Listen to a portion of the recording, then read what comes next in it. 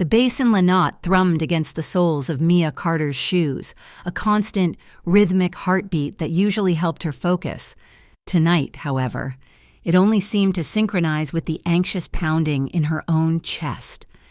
It was a Friday night in Harborview, and the city's most exclusive nightclub was packed wall to wall with the kind of clientele who spent more on a single bottle of champagne than Mia made in 3 months of double shifts. Mia wiped down the polished mahogany bar, her movements mechanical. Every few seconds, her gaze flickered involuntarily to her phone, which sat face down on the rubber mat near the register.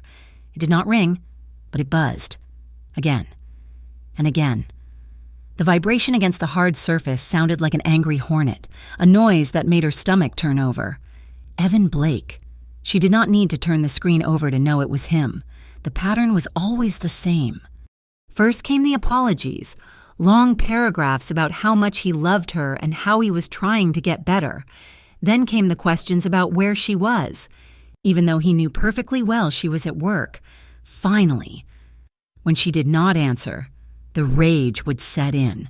The messages would turn sharp, jagged with accusations and threats that made her breath hitch in her throat. Mia kept her head down, focusing on the cocktail shaker in her hands. She wore a long-sleeved uniform shirt. Despite the heat of the crowded club, the heavy fabric was stifling, but it was necessary. The bruise on her upper arm, shaped like 4 fingers and a thumb, was fading to a sickly yellow, but it was still visible enough to draw questions she did not know how to answer. On her left cheekbone, a thick layer of concealer hid another shadow, a reminder of the night she had finally packed a bag and left him 2 weeks ago. "Hey," a voice said beside her, making her jump. Mia flinched, her shoulder jerking up as if to ward off a blow. A glass slipped from her fingers, shattering against the floor behind the bar. "Whoa, easy," Jasmine said, her eyes wide. Jasmine was a veteran bartender at Lynott, tough as nails and observant in a way Mia tried to avoid. She looked at the broken glass, then back at Mia's pale face. "I did not mean to spook you. Mia, you okay?" Mia forced a smile, crouching down quickly to pick up the shards. Her hands were shaking. "I am fine, just tired. Sorry about the glass." Jasmine did not look convinced. She leaned against the well, watching Mia sweep up the debris. "You've been checking your phone every 30 seconds for the last hour. Is it him again?" "No," Mia lied, the word tasting like ash. "Just spam calls. I am fine. Really?" Jasmine's gaze dropped to the high collar of Mia's shirt, then back to her eyes. She did not press, but the pity in her expression made Mia want to disappear. She did not want pity.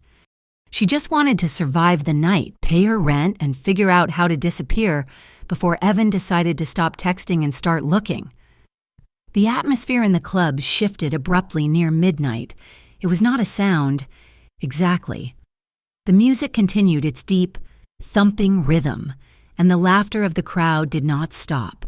But the air grew heavier, charged with a sudden, electric tension. The bouncers at the front door straightened their spines, their casual vigilance replaced by rigid, military attention. A ripple of quiet moved through the staff, a wave of nervous anticipation that Mia felt on the back of her neck before she even looked up. "He is here," Jasmine murmured, hurriedly wiping a spot on the counter that was already clean. "Who?" Mia asked, dumping the broken glass into the bin. "The owner, Mr. Vitali." Mia frowned. She had worked at Lynott for 6 months and had never seen the owner. She knew the rumors, of course. Everyone in Harborview knew the name Vitali. They owned construction firms, shipping logistics, waste management, and, if the whispers were true, half the politicians and police force in the city. She looked toward the entrance. A group of men moved through the crowd like sharks cutting through a school of fish. People parted for them instinctively, stepping back to create a wide path without fully realizing why they were doing it. At the center of the phalanx walked a man who looked nothing like the rough, loud gangsters from the movies. He was tall, wearing a charcoal suit that fit him with bespoke precision. His dark hair was swept back, revealing a face that was severe and strikingly handsome, composed of sharp angles and a jawline that looked as if it had been carved from granite. He did not look at the crowd. He walked with a terrifying, quiet confidence, his gaze fixed on the VIP section on the mezzanine level. This was Lorenzo Enzo Vitali. Mia felt a strange chill ripple through her. It was not fear, exactly, but a recognition of power. She had spent the last 2 years living with a man who used volume and physical force to assert dominance. Evan was loud, chaotic violence. This man was different. He was silent control. Enzo moved past the bar, and for a split second, his gaze swept over the staff. His eyes were dark, almost black under the club lights, and they missed nothing. He did not stop, continuing up the stairs to the private balcony that overlooked the dance floor, but the air around the bar seemed to relax only after he had vanished from sight. Scary, right? Jasmine whispered, letting out a breath. But he tips the house like you wouldn't believe. Mia turned back to her work, her heart rate slowly returning to normal. As long as he stays up there, I do not care what he does. An hour passed. The club grew louder, the patrons drunker. Mia kept her head down, mixing drink after drink, trying to ignore the buzzing of her phone. She had successfully blocked out the world until a heavy hand slammed onto the bar top in front of her. "Hey, sweetheart," a slur of a voice called out. "I have been waiting 10 minutes. Mia looked up. The man was in his 40s, wearing a suit that was too tight and sweating profusely. His eyes were glassy, swimming with too much vodka. "I apologize, sir," Mia said, her voice practiced and polite. "It is a busy night. What can I get you?" "I want a double bourbon," the man demanded, leaning over the bar. His breath reeked of alcohol and onions. "And I want you to smile. You look like you are at a funeral." Mia reached for the bottle, pouring the drink with steady hands despite the knot of anxiety tightening in her stomach. She slid the glass toward him on a napkin. "Here you go. That will be $20. The man did not reach for the drink. Instead, his hand shot out and clamped around Mia's wrist. She froze. The sensation of his fingers digging into her skin sent a jolt of pure panic through her system. It was not Evan, but the grip felt the same. The possessiveness. The violation of space. "I said smile," the man sneered, his grip tightening. "I am a paying customer. Do not be a bitch. Please let go of me," Mia said, her voice shaking slightly. She tried to pull her hand back, but he held on. Her fingers trembled, the trauma of the last 2 years bubbling up like bile. She knew she should yell. She knew she should grab the bottle and smash it, but her body betrayed her, locking up in a freeze response that she hated. "Sir, you need to release her." Jasmine's voice cut in, sharp and loud, but the man ignored her. "I'm just being friendly." The man laughed, pulling Mia closer. "She likes it, don't you, sweetheart?" From the mezzanine balcony, Enzo Vitali watched. He had been observing the floor, a habit he could never break. He liked to know what was happening in his territory. His eyes had landed on the brunette bartender with the haunted eyes earlier in the night. He had noticed the way she held herself, tight, protected, like someone expecting a blow. He had seen the makeup on her cheek that did not quite match her skin tone. Now, he watched the drunk grab her. He saw the way she went still, like a rabbit caught in the headlights of a truck. He saw the tremble in her hand. Enzo did not shout. He simply lifted one finger. Beside him, his head of security, a massive man named Marco, nodded once and disappeared down the stairs. Down at the bar, the man was still holding Mia's wrist. "Come on, just one smile." A large hand clamped onto the man's shoulder. It was not gentle. "Time to go," Marco said. His voice was deep, rumbling like distant thunder. The drunk man blinked, trying to turn around, but Marco's grip was immovable. "Get your hands off me. Do you know who I am?" "No," Marco said simply. "And I do not care. You are touching the staff. That means you are leaving." Marco didn't wait for an argument. He twisted the man slightly, breaking his grip on Mia's wrist with efficient ease, and began marching him toward the exit. The man shouted protests, stumbling, but he was powerless against the security guard's momentum. Mia stood frozen behind the bar, rubbing her wrist. The red marks of the stranger's fingers were already fading, but the phantom sensation remained. She took a shuddering breath, staring at the empty space where the man had been. "I'm so sorry," she whispered to no one in particular. "I'm so sorry. Why are you apologizing?" The voice was low, smooth, and touched with a dry, dark texture that made the hair on Mia's arms stand up. She looked up. Enzo Vitali was standing at the end of the bar. He was closer than she had realized. Up close, he was even more intimidating. He smelled of expensive tobacco, leather, and something cool and clean, like rain on pavement. His eyes were fixed on her face, studying her with an intensity that made her feel exposed. Mia swallowed hard, her hands clasping together in front of her to hide the shaking. I caused a scene. I should have handled it better." Enzo tilted his head slightly. He looked at her wrist, then back to her eyes. "You did not cause a scene. A drunk animal put his hands on you. That is his fault, not yours. I just don't want any trouble," Mia murmured, her voice barely audible over the music. She instinctively tried to make herself smaller, hunching her shoulders. "I apologize if it disturbed you. Mr. Vitali." Enzo's eyes narrowed slightly. He had seen that reaction before. He had seen it in people who owed money to the wrong sharks. And he had seen it in dogs that had been kicked too many times. It was the reflex of the abused. "You are far too patient," Enzo said. It wasn't a compliment. It was an observation, delivered with a dry edge, with men who do not deserve it. Mia looked at him, startled. For a moment, the noise of the club faded. She met his gaze, expecting to see judgment or annoyance. Instead, she found a strange, cold clarity. He wasn't looking at her like she was a victim to be pitied, nor like a woman to be conquered. He was looking at her like a puzzle he had just solved. I just do my job," Mia managed to say. She gave a small, wary smile. It was the only defense she had left. Enzo held her gaze for a second longer than was polite. Something in his chest, a jagged, restless thing that rarely settled, went quiet. He nodded once, a sharp dismissal motion, and turned away. "Get back to work," he said, but the bite was gone from his tone. Mia watched him walk away, her heart pounding a different rhythm now. She touched her chest, feeling the strange, heavy warmth his voice had left behind.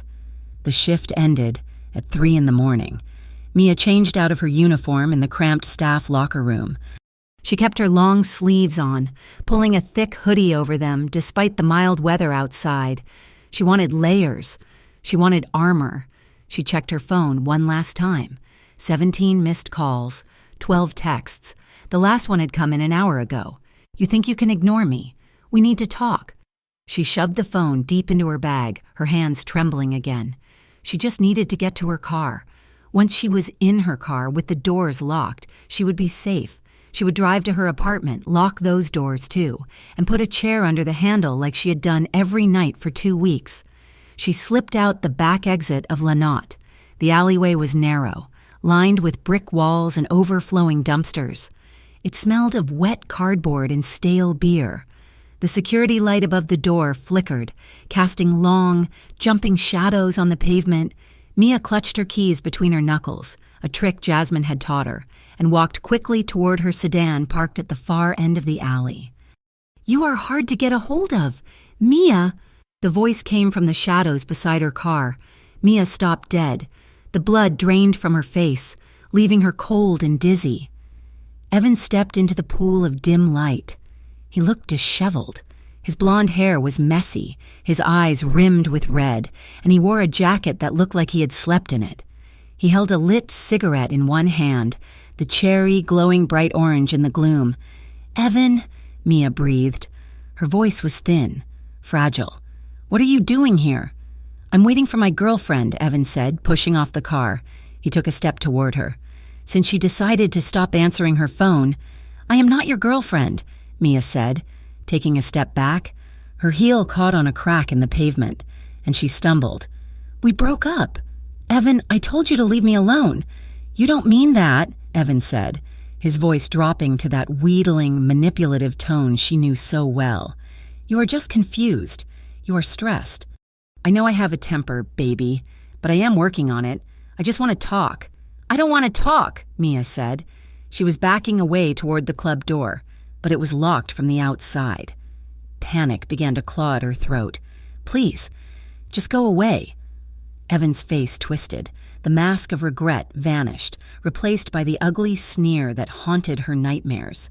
"You think you are better than me now? Is that it? You get a job at this fancy club, serving drinks to rich pricks, and suddenly I am not good enough?" "It has nothing to do with that," Mia cried out. "It has everything to do with that," Evan shouted. He lunged forward, closing the distance between them.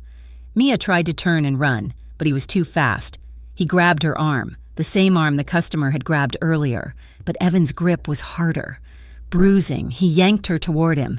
"You listen to me," Evan hissed, his face inches from hers. She could smell the sour whiskey on his breath. "You don't get to walk away from me. You are mine. You hear me? You are—" "I believe the lady asked you to leave." The voice was calm. It was not loud. It was barely more than a conversational tone, but it cut through Evan's shouting like a razor through silk. Evan froze, his hand still gripping Mia's arm. He turned his head. Enzo Vitali stood at the back entrance of the club. He had his hands in his trouser pockets. His suit jacket was unbuttoned, revealing a crisp white shirt and a holster that was partially concealed beneath his left arm. Behind him stood Marco and another man, both looking like stone statues waiting for a command to crush something. Evan blinked, squinting in the dim light. He did not know who Enzo was. He just saw a man in a suit interrupting him. "This is a private conversation," Evan spat, puffing up his chest. "Walk away, pal." Mia felt a surge of terror. "Evan, stop," she whispered. "Let go." Enzo did not move. He did not look intimidated. He looked bored. He took a slow step forward, his expensive leather shoes making no sound on the wet pavement. "This alley is private property," Enzo said. His eyes were fixed on Evan's hand, the hand that was still clutching Mia's arm. "And you are trespassing." "I am picking up my girl," Evan sneered. "I don't care about your property." Enzo stopped 5 feet away. The air in the alley seemed to drop 10 degrees. The ice that people whispered about, Mia saw it now. It was in his eyes. They were devoid of any human warmth. They were the eyes of a predator looking at prey that did not yet realize it was dead. "Let her go," Enzo said. It was not a request. Evan hesitated. He was a bully, and bullies were cowards at heart. He looked at Enzo, then at the 2 massive men standing behind him. He looked at the gun bulge under Enzo's arm. The reality of the situation finally penetrated his drunken anger. He released Mia's arm with a shove. Mia stumbled back, hitting the brick wall, gasping for air. "Fine," Evan muttered. Backing away toward the street, he held his hands up in a mock surrender, but his eyes were venomous. He looked at Mia. "This isn't over. Mia, you hear me? You can't hide behind these guys forever." "Get out," Enzo said. Evan turned and walked away, his footsteps echoing as he hurried toward the main street, disappearing into the night. Silence descended on the alley. Mia leaned against the brick wall, her legs shaking so badly she thought she might collapse.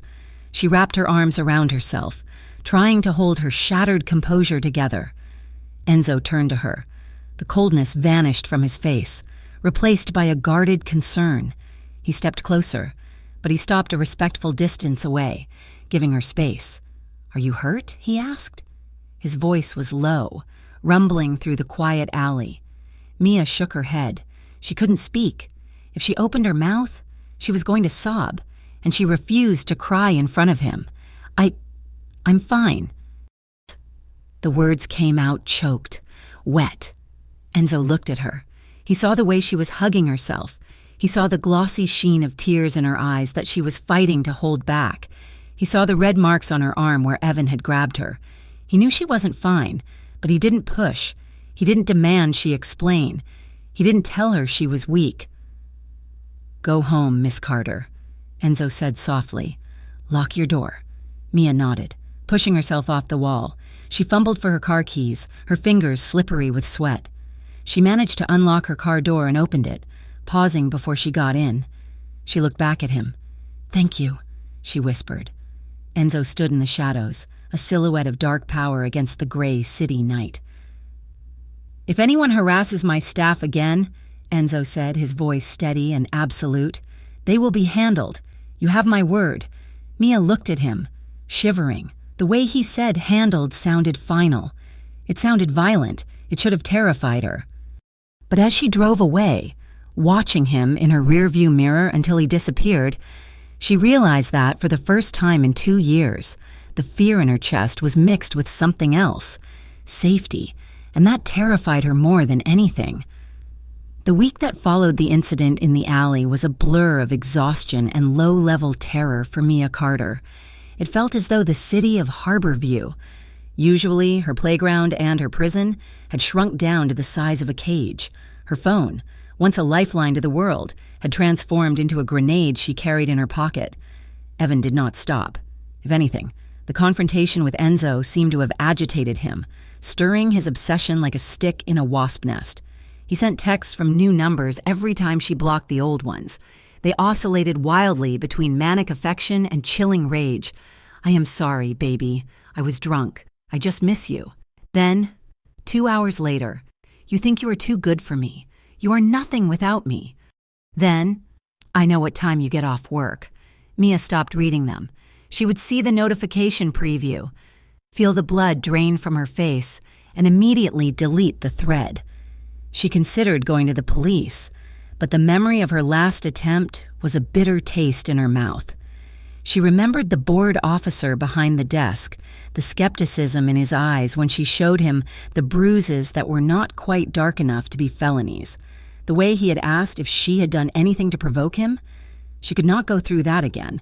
She could not handle being told that her fear was not evidence. So, she survived. She worked. She kept her head down. At Lynott, the atmosphere had shifted. The club was still the same pulsing, high-end ecosystem of expensive liquor and beautiful people. But Mia felt a new weight in the air. Enzo Vitali was around more often. Before that night in the alley, she had never seen him.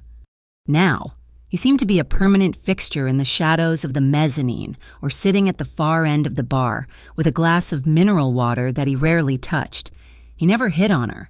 He never tried to charm her like the other men who slid napkins with phone numbers across the polished mahogany. He simply existed in her periphery, a dark, silent gravity. Mia tried to ignore him, but she could feel his eyes on her. He watched her when she double-checked the locks on the heavy steel door in the kitchen. He watched the way she jumped when a champagne cork popped too loudly near the service station. He noticed how she always positioned herself at the bar so that her back was to the wall and the exit was in her line of sight, a habit she had picked up after too many nights of being cornered in her own kitchen. It was a Tuesday night, typically a slower shift, when the weather turned. A late autumn storm rolled off the harbor, battering the city with sheets of rain and howling winds. The club was half empty, the music dialed down to a low, throbbing lounge tempo. Without warning, the power grid fluctuated. The overhead lights in the club flickered violently, plunged the room into total darkness for 3 seconds, and then surged back on at half brightness. The music cut out with a dying groan. For most people, it was a momentary annoyance. A few patrons laughed nervously. For Mia, it was a time machine. She was instantly back in the apartment she had shared with Evan. She was back in the closet where she used to hide when he came home drunk and smashed the fuse box to terrorize her. The darkness was not just an absence of light, it was a physical weight, pressing against her chest, suffocating her. She dropped the shaker she was holding. It hit the floor with a metallic clang that sounded like a gunshot in the sudden quiet. Mia gripped the edge of the bar, her knuckles turning white. She could not breathe. The air in her lungs felt thin, useless. She squeezed her eyes shut, waiting for the shouting to start, waiting for the sound of Evan's boots on the floorboards. Breathe. The voice was not Evan's. It was low, steady, and anchored in a calm so deep it felt like the floor beneath her feet. Mia opened her eyes. Enzo was standing on the other side of the bar. He was not looking at her with pity. He was looking at her with intense focus, as if he were trying to transmit oxygen to her through sheer will.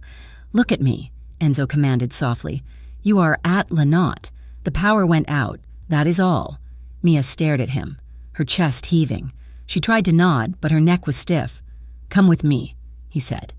He did not wait for her to argue. He gestured for Jasmine to take over the well, then walked around the bar. He did not touch her. He seemed to understand, instinctively, that touching her right now would shatter her. He simply stood close enough to block the view of the rest of the room, creating a shield with his body. He guided her not to his office, but to a secluded booth in the far corner of the club, away from the prying eyes of the patrons. It was quiet here, the shadows deep and protective. "Sit," he said. Mia sat. Her hands were still trembling, so she tucked them under her thighs to hide them. Enzo sat opposite her, leaning back against the leather banquette.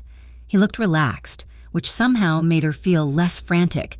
If he wasn't panicking, maybe she didn't need to either.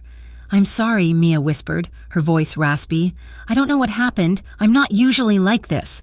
"You are reacting," Enzo corrected her. "There is a difference." He signaled a server with a subtle nod, and a moment later, a glass of water appeared on the table. Enzo pushed it toward her. "Drink." Mia took a sip, the cold liquid helping to ground her. She set the glass down and looked at him. He was watching her again with that dissecting, intelligent gaze. "The man in the alley," Enzo said. It was not a question. "Has he hurt you before?" Mia stiffened.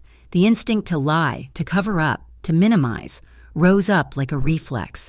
It was a habit she had honed for 2 years to keep people from worrying, to keep Evan from getting in trouble, to keep herself from feeling the shame of it all. "It was just a messy breakup," Mia said, fixing her eyes on the condensation sliding down the water glass. "He's just emotional. He has a temper, but he gets over it." She looked up, hoping he would buy it. He didn't. Enzo's expression didn't change, but his eyes darkened. He saw the lie. He saw the shame she was trying to hide, and he saw the fear that was practically vibrating off her skin.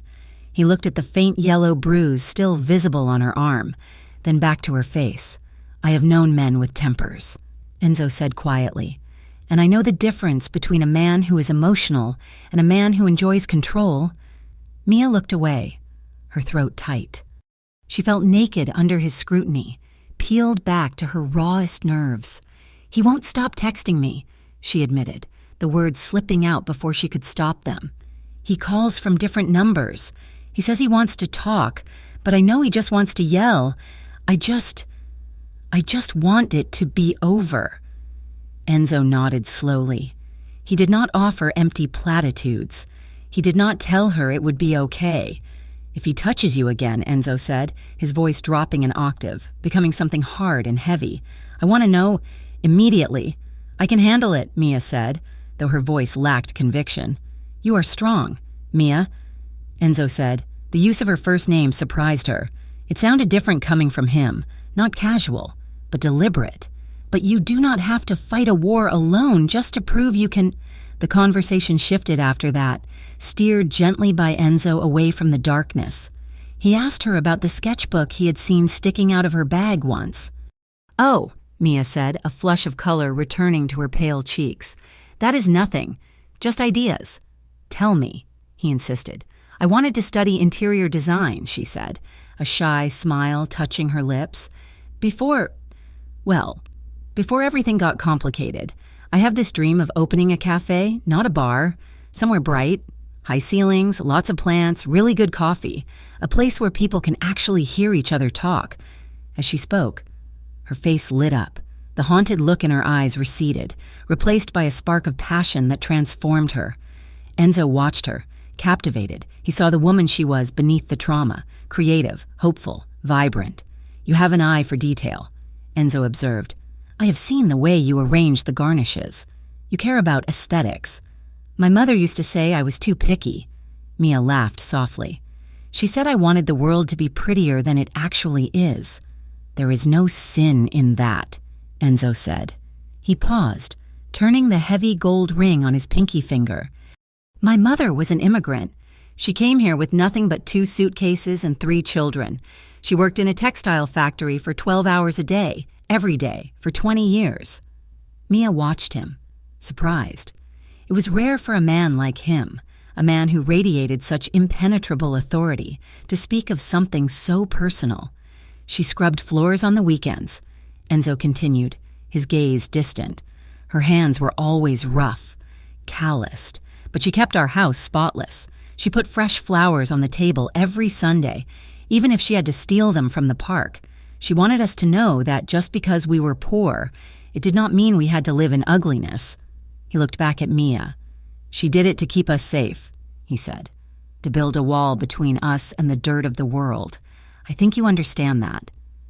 Mia felt a lump form in her throat. She looked at this man, this dangerous, feared man, and saw a depth of loyalty that took her breath away. She sounds amazing, Mia whispered. She was, Enzo said. She would have liked you. The comment hung in the air between them, charged and terrifyingly intimate. Mia felt a flush of heat rise up her neck. Not from embarrassment, but from a sudden, sharp awareness of him as a man. 2 nights later, the tenuous peace shattered. It was closing time on a Friday. The rain had returned with a vengeance, hammering against the roof of Lanotte like stones. The staff was cleaning up, flipping chairs onto tables. Mia was counting out her drawer, her mind focused on the math. When her phone buzzed in her apron pocket, she pulled it out, expecting a text from her landlord. It was a new number. I know you are closing up. I am waiting by your building. We are finishing this conversation tonight. The blood drained from Mia's face so fast it left her dizzy. The phone almost slipped from her fingers. Waiting by her building. He was there, at her home, her sanctuary, the one place she had left. She stood frozen, staring at the screen, her breath coming in short, shallow gasps. Mia? She didn't hear him approach. Enzo was suddenly there, standing on the other side of the register. He saw the paper-white pallor of her skin. He saw the way her hand was shaking so violently the phone was blurring. He didn't ask what was wrong. He reached out and gently took the phone from her hand. Mia didn't fight him. She couldn't move. Enzo read the text. His expression did not change, but his jaw tightened until a muscle feathered in his cheek. He looked at the timestamp.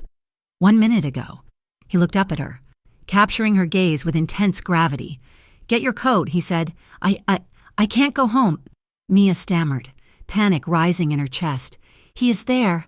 He is going to be there.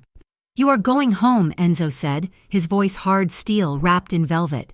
But you are not going alone. I can't drag you into this, she whispered. He is crazy. Enzo. Get your coat, he repeated, softer this time, but with no room for argument. My driver is out back. Mia hesitated. She knew who Enzo was. She had heard the whispers in the break room. Mafia. Organized crime. Dangerous. Getting into a car with him was crossing a line. It was entering his world. But then she thought of Evan standing in the rain outside her apartment building. His fists clenched, his anger simmering. The fear of Evan was a sharp, known blade. The fear of Enzo was a dull, heavy weight. She chose the weight. 5 minutes later, she was sitting in the back of a black Maybach sedan. The interior smelled of expensive leather and silence. The rain drummed against the tinted windows, sealing them in a private, dark capsule. Enzo sat beside her. There was enough space between them that they weren't touching, but the air between them was electric. Mia could feel the heat radiating from his suit. She was shivering, the adrenaline crash leaving her cold. Turn the heat up, Enzo ordered the driver, his voice low. Yes, boss. Enzo shifted slightly, angling his body toward her. Marco is already at your building. He's checking the perimeter. You sent security? Mia asked, her voice small. I sent my best, Enzo corrected. They sat in silence as the car glided through the wet streets of Harborview. Mia stared out the window at the blurred city lights. She felt small. She felt broken. I'm sorry, she said, her voice breaking. I feel so stupid. I am a grown woman and I need a bodyguard just to go home. You are not stupid, Enzo said. He reached out, his hand hovering for a moment before he placed it gently on the seat between them, close enough that his pinky finger brushed the fabric of her coat. You are being hunted. There is no shame in needing a shield. The car pulled up to the curb in front of her apartment complex. It was an older brick building, respectable but worn. The driver's phone buzzed. He answered it, listened for a second, then looked in the rearview mirror. Marco says the street is clear. Boss, no sign of the subject. Mia let out a breath she didn't know she had been holding. He's gone, or he is hiding, Enzo said. He opened his door. I am walking you up. You don't have to. I am walking you up. They walked into the lobby. The building was quiet. Mia's hands shook as she pressed the button for the elevator. Enzo stood beside her, his body angled to shield her from the entrance. He scanned the lobby, his eyes sharp, missing nothing. They rode the elevator to the 4th floor in silence. When the doors opened, the hallway was empty. Mia walked to her door, apartment 4B. She fished her keys out of her bag, the metal jingling loudly in the quiet corridor. Wait, Enzo said. He stepped in front of her, placing a hand on her shoulder to move her back. He looked at the door frame. It looked intact. He looked at the lock. It didn't look tampered with. He nodded to her. Open it. Mia unlocked the door and pushed it open. She stepped inside, reaching for the light switch. See? It is fine. I was just... She flipped the switch. The light flooded the small living room. Mia gasped, her hands flying to her mouth. The apartment had been violated. It wasn't tossed. It wasn't destroyed in a rage. It was subtle, which made it worse. A picture frame that had been sitting on the entry table, a photo of Mia and her sister, was lying face down on the floor. The glass shattered. The lamp by the sofa was tipped over, the shade crushed. And in the center of the coffee table, a single red rose lay on top of a piece of paper. Mia's knees buckled. The room spun. He had been inside. He had been here, in her space, touching her things, breathing her air. The violation felt physical, like a hand around her throat. She stumbled, grabbing the doorframe for support. He was here. Oh God, he was here. Enzo moved instantly. He stepped into the apartment, his movement fluid and lethal. He didn't look at the broken picture. He scanned the room, checking the corners, checking the shadows. He moved to the bedroom, disappearing for 10 seconds, then the bathroom, then the kitchen. He came back to the living room. He is gone. Mia was sliding down the wall, clutching her chest. He has a key. I took his key back, but he must have made a copy. He was waiting for me. She was hyperventilating now. The panic was a tidal wave, drowning her. She couldn't stay here. She couldn't sleep here. Enzo crossed the room in 2 strides. He crouched down in front of her, his expensive suit straining at the knees. He took her face in his hands. His palms were warm, rough, and solid. Mia, he said. His voice was not loud, but it cut through the noise in her head like a blade. Look at me. She focused on his eyes. They were dark, furious, and terrifyingly calm. He's not getting back in, Enzo said. I am going to have the locks changed within the hour. Marco will stand outside your door all night. Do you understand? Mia nodded jerkily, tears spilling over her lashes. He's never going to stop. He's going to kill me. Enzo. One day, he's just going to do it. Enzo's jaw tightened until the tendons stood out in his neck. A darkness passed over his face, a cold, ancient anger that had nothing to do with business and everything to do with the trembling woman in his hands. He used his thumbs to wipe the tears from her cheeks. The gesture was shockingly tender, at odds with the violence in his eyes. No, Enzo said. The word was a vow. He has crossed a line tonight. He has entered my protection. He stood up, pulling her up with him. He steadied her on her feet, his hands lingering on her arms. He will not be allowed near you again, Enzo said. Mia looked at him. She saw the steel in his spine. She saw the deadly seriousness of his promise. Part of her, the civilized part, was terrified of what not allowed meant in the vocabulary of a mafia boss. It meant blood. It meant disappearance. But the other part of her, the part that had been living in fear for 2 years, the part that was exhausted and broken and scared, felt a wave of relief so potent it almost brought her to her knees again. Okay, she whispered. Enzo looked at the broken picture frame on the floor. He stepped on a shard of glass, crushing it into dust beneath his heel. Nobody touches what is mine, he murmured, almost to himself. Mia looked up sharply. but he had already turned away, pulling his phone from his pocket to make a call that would change everything. The city of Harborview had a way of shifting shapes depending on who was watching it. For Mia Carter, the city had transformed over the last week from a labyrinth of potential threats into a fortress where the walls had eyes. Enzo Vitali had not spoken a word to her about the details of his promise, but the evidence of his protection was woven into the fabric of her daily life. It started with the small things. A black sedan with tinted windows was parked across the street from her apartment building every morning when she left for her day job at the cafe. It was never the same car 2 days in a row, but the drivers all shared the same silhouette: broad shoulders, stillness, and eyes that tracked her movement without ever making direct contact. Then there was the new doorman at her apartment complex. The old management had never hired security. The front door lock had been broken for 3 years.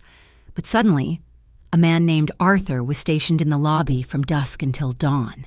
He was an older man with a thick neck and knuckles that looked like they had seen more than a few fights, though he wore a polite smile and a uniform that was slightly too tight across the chest. "New management policy, Miss Carter," Arthur had said when she asked him about it, tipping his cap. "Just want to make sure the residents feel secure." Mia knew it was a lie. She knew whose payroll Arthur was really on. But when she walked through the lobby late at night, the heavy glass door locking with a reassuring click behind her, she could not bring herself to resent the intrusion. At Lynott, the changes were even more subtle. A new high-definition security camera had appeared in the back alley, its red light blinking a steady, unsleeping rhythm in the darkness. When Mia took the trash out, one of the bouncers, a man she had barely spoken to in 6 months, would silently drift away from the back door to stand at the edge of the alley until she was finished. It was an invisible shield. It was suffocating in its thoroughness.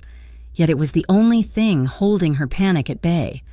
She felt half comforted by the knowledge that Enzo's reach was so long, and half unnerved by the realization that she was now moving within that reach. She was a civilian walking through a minefield, guided by the man who had planted the explosives. However, the shield could not block out everything. Evan Blake was growing desperate. The texts had stopped being aggressive and had become erratic. They were the ramblings of a man who was cornered. He stopped threatening her directly and started sending cryptic messages about time running out, about debts that could not be paid, and about how everything falling apart was her fault. Mia tried to focus on her work. She had picked up shifts at the Daily Grind, a coffee shop 3 blocks from her apartment, trying to save enough money to potentially move out of the city if things got worse. The cafe was the opposite of Lynott, bright, smelling of roasted beans and vanilla, filled with the chatter of students and office workers. It was Tuesday afternoon, during the lunch rush, when the illusion of safety shattered. Mia was on her break, taking out the recycling to the bins in the narrow service corridor behind the shop. The sun was high and bright, casting sharp shadows against the brick walls. She tossed a bundle of cardboard into the dumpster and turned to go back inside. Evan was standing there. He looked terrible. He had lost weight, his cheekbones hollow and his skin possessing a gray, clammy sheen.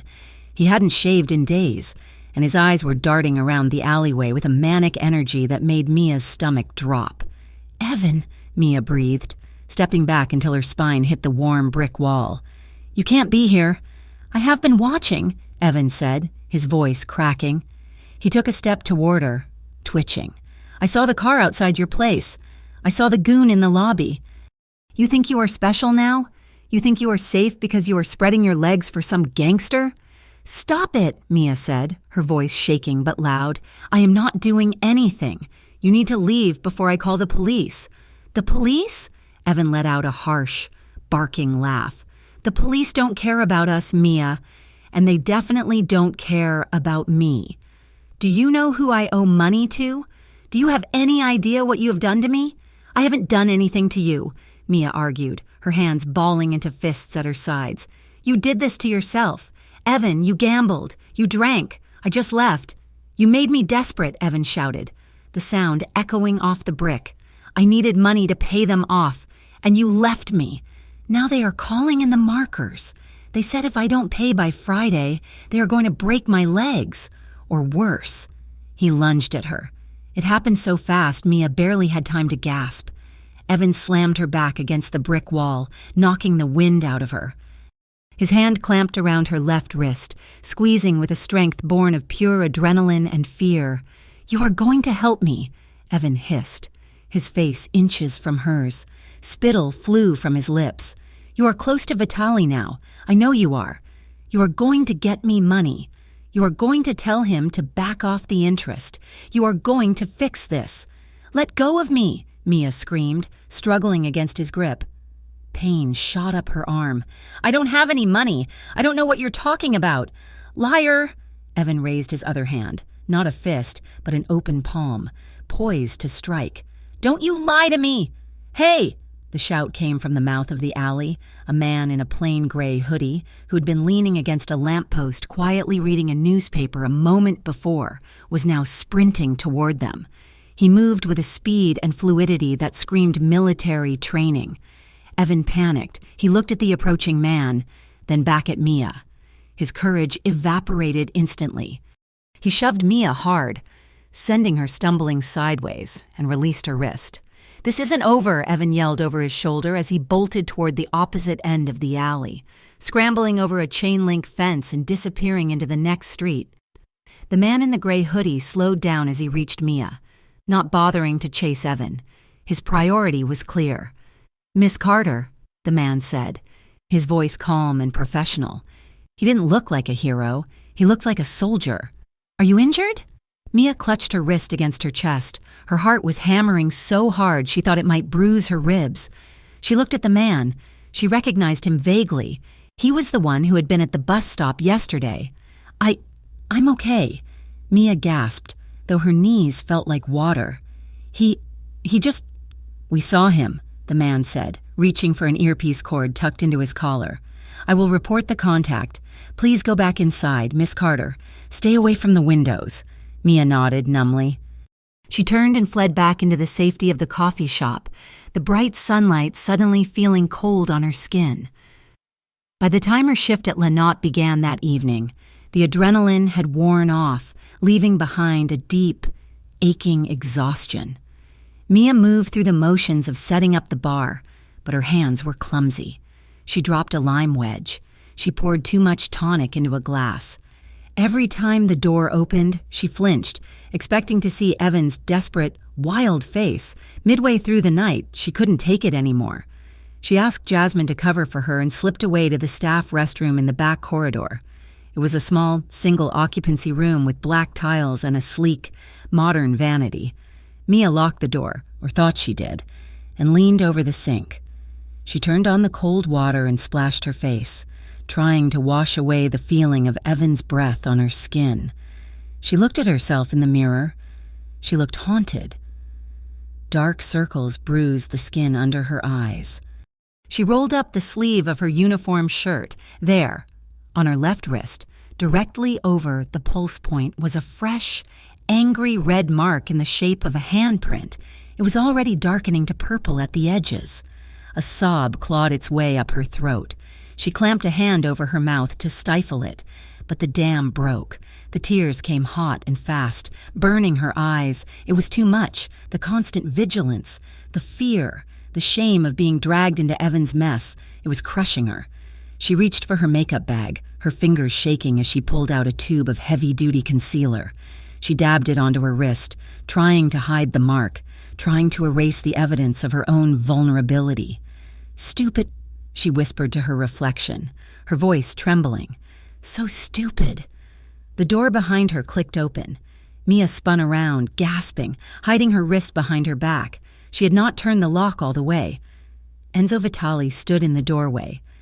He was wearing a black dress shirt with the top 2 buttons undone, his suit jacket absent. He looked imposing in the small space, filling the doorway with his dark presence. He'd been coming to check on something in the supply closet next door when he heard the muffled sound of crying. Enzo's eyes swept over her.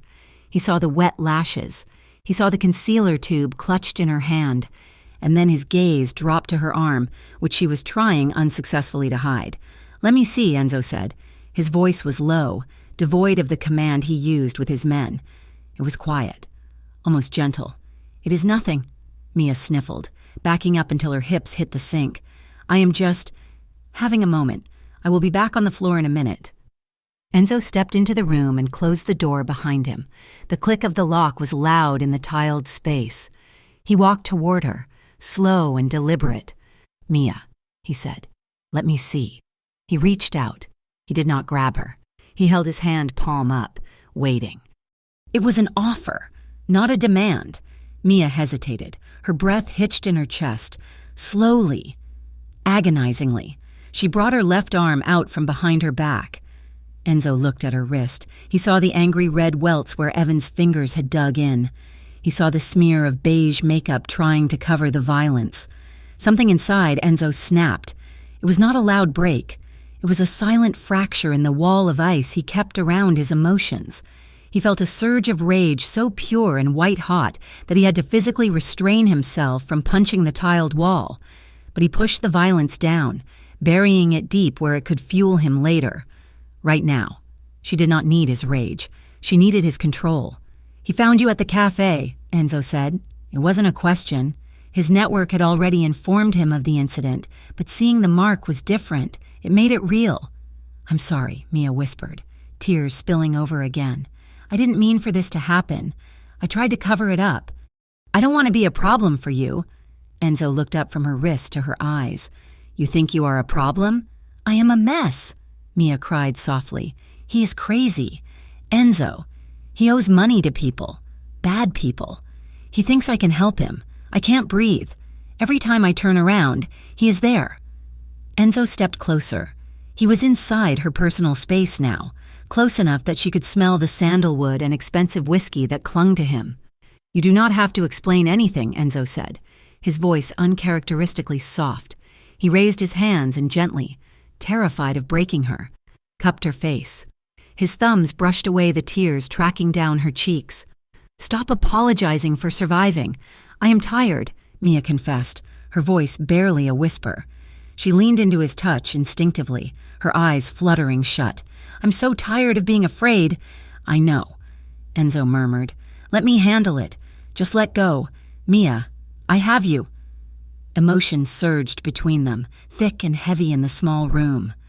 Mia opened her eyes. Enzo was looking at her not as a boss, not as a protector, but as a man who was starving. He searched her gaze, looking for any sign of fear of him. He found none. He found only exhaustion and a desperate, naked longing. "Enzo," she breathed. He hesitated for a heartbeat, giving her one last chance to pull away. When she didn't, when she tilted her chin up just a fraction, he closed the distance. He kissed her. It was not a movie kiss. It was slow, intense, and careful. Enzo's lips were firm against hers, tasting of control and restraint. He moved as if she were made of glass, his hands sliding from her face to the back of her neck, his fingers tangling in her hair to support her. Mia let out a small, broken sound against his mouth and melted. The tension that had been holding her spine straight for weeks collapsed. She fisted her hands in his shirt, pulling him closer, clinging to him like he was the only solid thing in a world that was spinning off its axis. The kiss deepened. Enzo groaned low in his throat, a vibration she felt in her own chest. He tilted her head back, deepening the angle, his thumb stroking the sensitive skin behind her ear. It was possessive, yes, but it was also reverent. It was the touch of a man who knew the value of what he was holding. For Mia, the kiss was a revelation. It wasn't pain. It wasn't taking. It was giving. It was a transfer of strength. Her heart raced, not from the panic of being hunted, but from the sudden, overwhelming realization that she was wanted. They broke apart, breathless, their foreheads resting against each other. Mia's lips were swollen, her eyes wide and dazed. She stared at his chest, watching the rise and fall of his breathing. Shame pricked at her. Shame for how easily she had given in, for how much she had wanted it. Mia started, her voice trembling. "I shouldn't have done that. You are my boss. This is complicated," Enzo finished for her. He did not pull away. He kept his hands on her shoulders, grounding her. "Yes, it is." "You are dangerous," Mia whispered. "I know what you are. Enzo, I know what you do." "I am not a good man," Enzo admitted. His voice was gravel, rough with honesty. "I have done things that would make you nightmares. I do not pretend to be a saint." He lifted her chin so she had to look him in the eye. "But I will never hurt you," he vowed. "I will burn this city to ash before I let anyone hurt you, including me." "I don't know if I can handle more complications," Mia said, a fresh tear sliding down her nose. "Evan is still out there. He's never going to stop." "Evan is a mistake that is about to be corrected," Enzo said darkly. Before Mia could ask what that meant, a sharp knock sounded on the door. "Boss," a deep voice called from the hallway. It was Marco. "Urgent." Enzo closed his eyes for a second, the mask of the Mafia Don sliding back into place.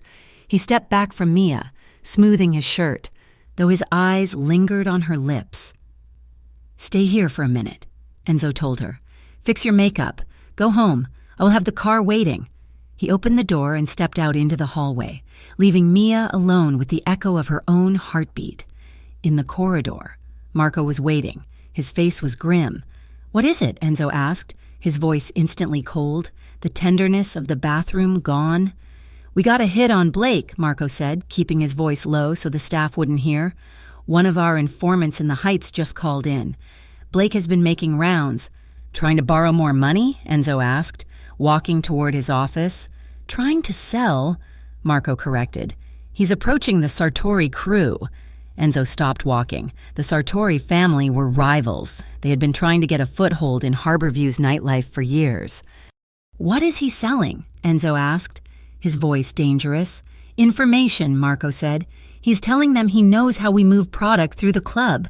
He's telling them he can get them inside. He's using Miss Carter as leverage, boss. He's telling them she is his way in, that she can open the back doors." Enzo stared at the wall, his mind moving like a chess grandmaster. Evan Blake wasn't just an abusive ex-boyfriend anymore. He was a security leak. He was an active threat to the Vitali organization. He was trying to sell Mia out to pay his gambling debts, positioning her as a co-conspirator in a war she didn't even know existed. If the Sartoris believed Evan, they would come for Mia. They would use her to get to Enzo. She was no longer just a civilian.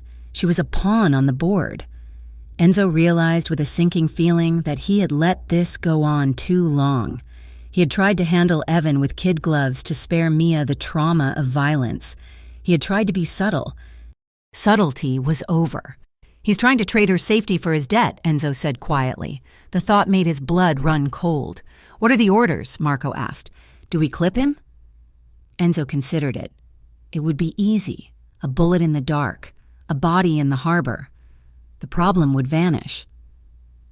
But then he thought of Mia in the bathroom. He thought of her trembling hands and her confession that she was tired of fear. If he killed Evan, Mia would know. She would know Enzo had done it, and she would spend the rest of her life wondering if the man she kissed was a monster.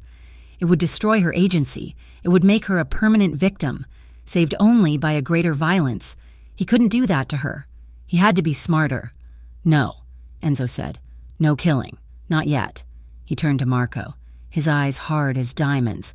"He wants to make a deal?" Enzo said. "Fine. We're going to give him a deal. Set up a meeting, but not with the Sartoris. He's going to meet with us." "He won't come to us," Marco noted.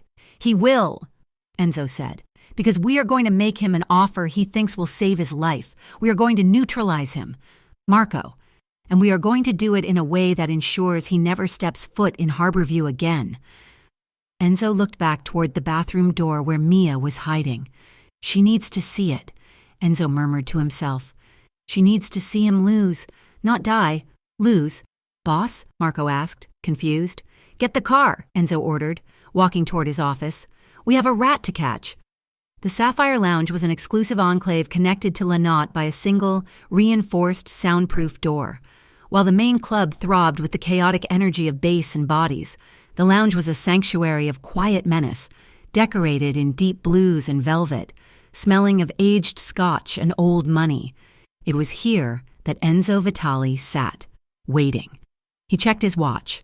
The Rolex on his wrist was worth more than Evan Blake had likely earned in his entire life. It was 11 o'clock at night. The meeting was set for 5 minutes past. "He is here," Marco said, his voice coming through the small earpiece Enzo wore. "He is sweating. Boss, he looks like a cornered rat." "Send him in," Enzo said. His voice was calm, devoid of the simmering rage that had been living in his chest since he saw the bruise on Mia's arm 2 days ago. Tonight was not about rage. It was about business. It was about surgical removal. Enzo poured himself a glass of water. He did not drink alcohol when he was working, and despite the relaxed setting, this was work. He needed Evan Blake gone, not dead.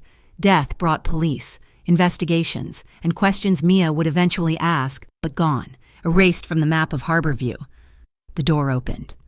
Evan Blake walked in. He tried to swagger, rolling his shoulders in a cheap leather jacket that squeaked when he moved, but the tremor in his hands gave him away. He looked around the opulent room, his eyes darting from the heavy curtains to the 2 silent guards standing by the wall, finally landing on Enzo. Enzo did not stand. He remained seated at the small, round marble table in the center of the room, his posture relaxed, his legs crossed. He gestured to the empty chair opposite him. "Sit," Enzo said. Evan hesitated, then pulled the chair out loudly, scraping the legs against the floor in a petty display of defiance. He sat down, leaning forward, trying to invade Enzo's space. "So," Evan said, his voice a little too loud for the quiet room, "the big man finally wants to talk. I figured you would come around eventually." Enzo looked at him. He saw the dilated pupils, the sheen of sweat on his upper lip, the frantic energy of a gambling addict who was in over his head. "We are here to discuss your outstanding obligations," Enzo said smoothly. He placed a single folder on the table. "You owe $45,000 to the East Side bookies. You owe another 15 to a loan shark in the docks. And you are currently trying to sell information to the Sartori family to cover the interest." Evan's face paled slightly, but he quickly covered it with a sneer. "I am a businessman. I explore my options." "You are a drowning man grabbing at anchors," Enzo corrected him. He opened the folder. Inside was a cashier's check. "This is a check for $60,000. It covers every cent you owe to every dangerous person in this city." Evan stared at the check. Greed flared in his eyes, naked and ugly. He reached for it, but Enzo placed his hand over the paper. "There are conditions," Enzo said. "What conditions?" Evan asked, his eyes still glued to the money. "You take this money, you pay your debts, and then you leave Harborview," Enzo said. His tone was conversational, as if he were discussing the weather. "You move at least 3 states away. You never contact Mia Carter again. Not a text, not a call, not a letter. You forget she exists." Evan leaned back, a smirk twisting his lips. The fear was receding, replaced by the arrogance of a man who realized he had leverage. "That is a lot of money just to get rid of an ex-boyfriend," Evan said, letting out a laugh that sounded like dry leaves crunching. "She must be good in bed. Is that it? You paying for exclusive rights?" Enzo did not flinch. He did not blink. He simply stared at Evan until the laughter died in the younger man's throat. "I am paying for peace," Enzo said. "Take the deal. Evan, it is the only one you will get." Downstairs, in the main club, Mia was running on autopilot. The club was at capacity. The air was hot and thick with perfume and sweat. Mia moved behind the bar, pouring shots, mixing cocktails, smiling when customers shouted orders at her. She was exhausted. Every time the door opened, her heart hammered against her ribs, expecting to see Evan. She needed more ice. "I will be right back," she told Jasmine, grabbing the empty ice bucket. She headed toward the service corridor that ran behind the VIP booths. It was a shortcut to the large ice machines in the back. As she passed the side entrance, a door reserved for deliveries and high-level associates, it opened. Mia froze, pressing herself into the shadows of the hallway. Evan walked in. He was flanked by 2 of Lanot's security guards, but he wasn't in handcuffs. He was walking freely, looking nervous but determined. They were leading him toward the private staircase that led up to the Sapphire Lounge. Panic, cold and sharp, spiked in Mia's chest. Why was Evan here? Why was security letting him in? "Take him up to Mr. Vitali," one of the guards muttered. "He's expecting him." Mia's blood ran cold. Enzo. Evan was meeting Enzo. 1,000 terrible scenarios flashed through her mind. Was Enzo paying him off? Was Evan hurting Enzo? Was this a trap? She remembered Evan's threats about the rival gangs, about how he knew people. If Enzo got hurt because of her, because she had dragged her messy, violent past into his life, she would never forgive herself. She couldn't just stand there. She dropped the ice bucket. It hit the floor with a clatter, but the music from the club drowned it out. She waited until the guards and Evan had disappeared up the stairs. Then she followed. She knew the layout of the club better than the customers. She knew there was a service balcony that overlooked the Sapphire Lounge, used by the lighting technicians to adjust the ambiance. If she was quiet, she could see what was happening. She slipped off her shoes, moving silently in her socks up the narrow maintenance, metal staircase. Her breath came in shallow gasps. She reached the top, crouching low behind the velvet railing. Below her, in the center of the room, she saw them. Enzo sat like a king, still and composed. Evan sat opposite him, looking agitated. Mia pressed her hand over her mouth to stifle the sound of her own breathing. She watched, her heart breaking, as her past and her present collided. "You think you can buy me off?" Evan was saying, his voice echoing slightly in the high-ceilinged room. He leaned forward, resting his elbows on the table. "You think 60 grand is enough? I know things, Vitali. I know about the shipments that come in through the back. I know about the police payroll." "You know rumors," Enzo said dismissively, "and you are overplaying your hand." "Am I?" Evan challenged. "The Sartoris were very interested in what I had to say. They offered me more than money. They offered me a position. Respect." "They offered you a grave," Enzo said. "They will use you and then bury you to keep you quiet. I am offering you a life. I don't want your charity," Evan snapped, slamming his hand on the table. "And I don't want to leave. Why should I leave? Because you want my girl?" Mia flinched in the darkness of the balcony. "My girl." The possessiveness in his voice made her skin crawl. "She's not your girl," Enzo said. His voice dropped. Losing its conversational lightness, it became heavier, darker. "She left you." "She didn't leave me," Evan scoffed. He waved a dismissive hand. "She throws fits. She runs away for attention. She always does this. She acts like a victim, crying about how I treat her. But she loves it. She needs it." Up on the balcony, tears began to track silently down Mia's face. To hear him twist her trauma, to hear him rewrite her pain as a game she was playing, was a knife in her gut. She felt exposed, stripped naked in front of Enzo. She wanted to scream, to defend herself, but fear glued her tongue to the roof of her mouth. Enzo's face remained impassive, but his hand, resting on the table, slowly curled into a fist. The knuckles turned white. "She seemed quite terrified of you in the alley," Enzo noted. "That is just an act," Evan sneered. "She knows how to play men. She plays the scared little bird, and guys like you fall for it. You think you are saving her? Please. You are just the latest mark. She is damaged goods. Man, broken entertainment. Once you get bored of the crying act, you will see." The air in the room seemed to vanish. The temperature plummeted. Enzo stared at Evan. Every word Evan spoke was a nail in his own coffin, but he was too stupid to see the hammer coming down. "She always comes back," Evan bragged, leaning back in his chair, a smug grin plastering his face. "I break her down and she comes crawling back. She knows where she belongs. She belongs to me. No." The word was not loud, but it stopped the room dead. Enzo stood up. He did not stand quickly. He unfolded himself from the chair with a slow, predatory grace that was far more terrifying than sudden movement.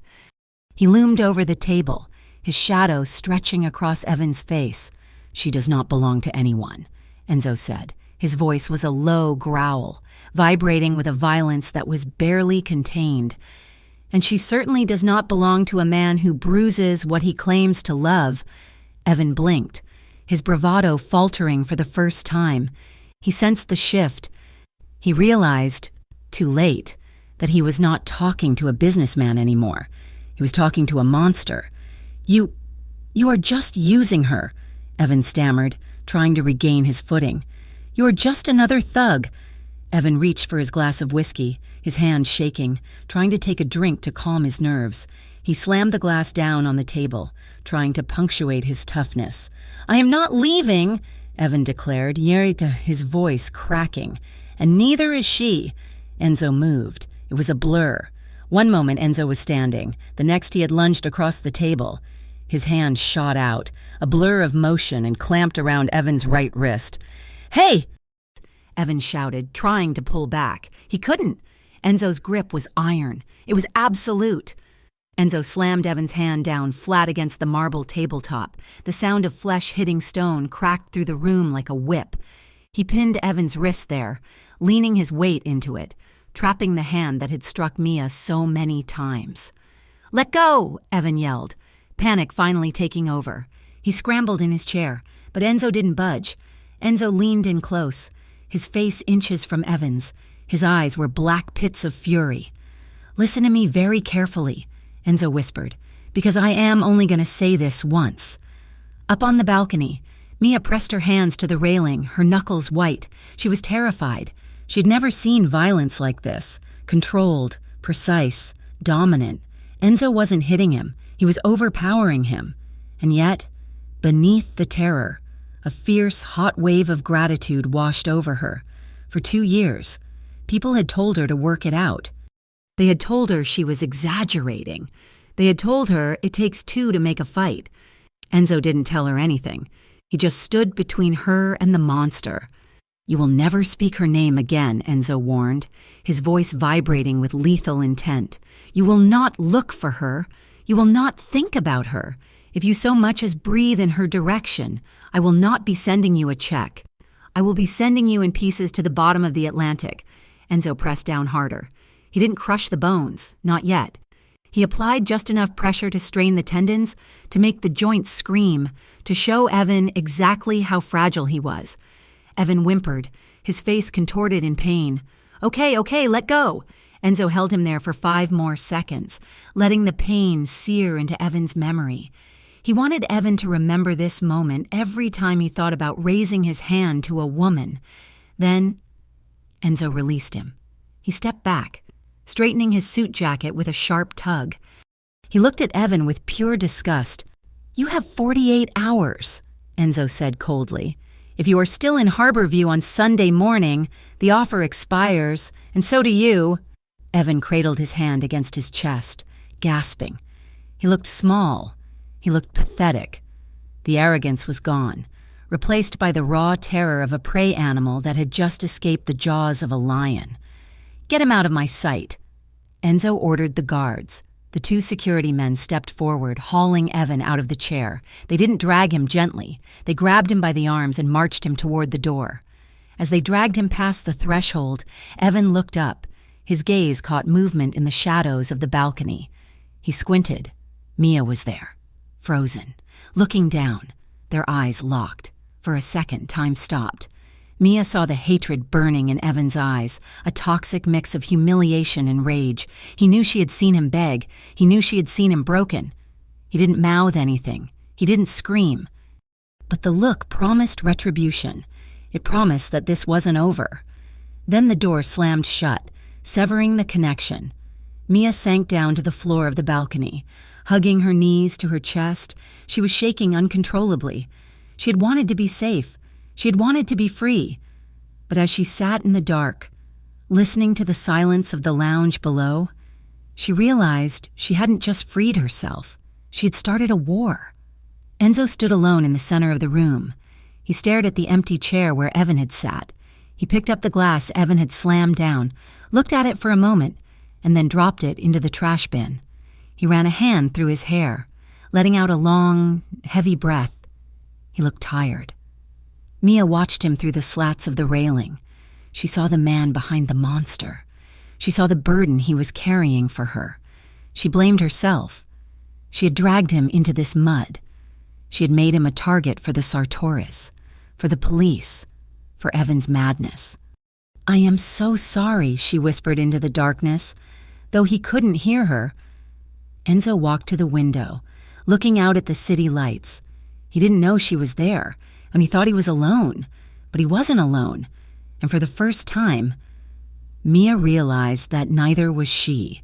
The door to the Sapphire Lounge clicked shut, sealing the tension inside, but the aftershocks rippled out into the hallway where Mia Carter stood waiting. Her heart was a frantic bird battering against her ribcage. She had seen everything from the balcony.